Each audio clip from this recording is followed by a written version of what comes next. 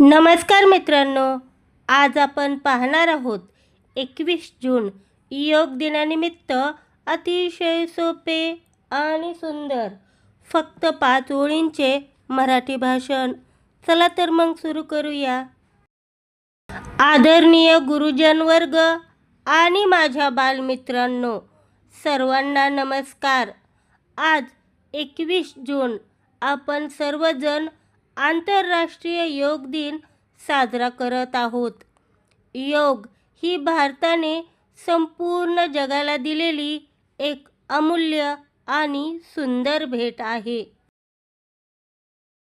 दररोज नियमित योग केल्याने आपले शरीर निरोगी आणि मन शांत राहते. चला, आज आपण सर्वांनी दररोज योग करण्याचा संकल्प करूया. जय हिंद, जय भारत, धन्यवाद.